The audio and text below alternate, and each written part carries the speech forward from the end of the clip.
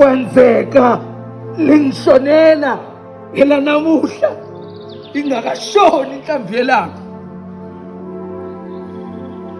Uma kwenzeka lingishonela lingakashoni yela namuhla,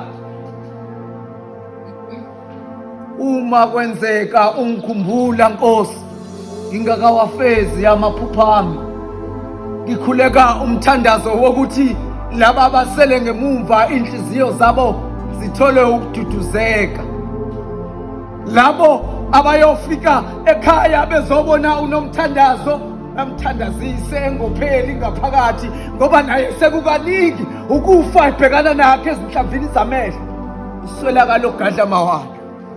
Phela lapha ekhaya ukufa kade kuzenzela nje kusikela kwelinonile sekuze kwadela ukumgibe wamacansi kafalaza, nomakhelwane-ke bengafakaza kade ekhaya kuvika idlozi,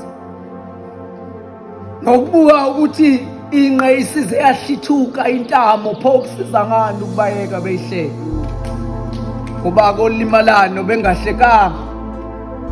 Nani-ke enofika emngcwabeni wami ebengingazi kakhulu ningakhali kakhulu, ngoba bayingcusana abakwazi ukukhombisa uthando uma usaphila emhlabeni, ngoba ngiyanazi nina ngizofakaza ngabanzi phezu kwekhanda lami ngezinto ezinhle engizenzile phambi kwenu. Kazi zingaki enizenzile phambi kwami ukukhombisa uthando?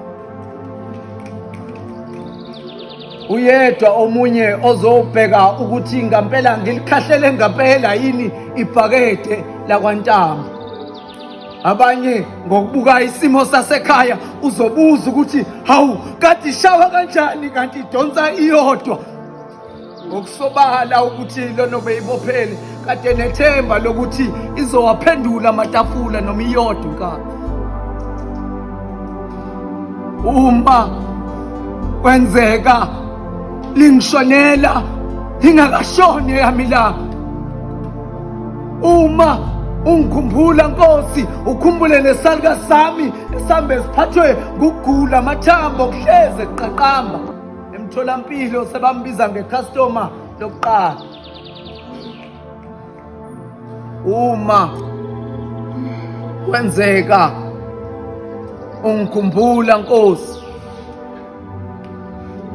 lingakashoni, ubakhumbuze nalabo abazodlula bageze izandla ukuthi bangene ngaphakathi, basize unomthandazo bamthandazise bamtshele ungapheli kuyahlolwa, ngoba kuyenzeka uhambo lakho liphele ungakafiki la uthunywe khona.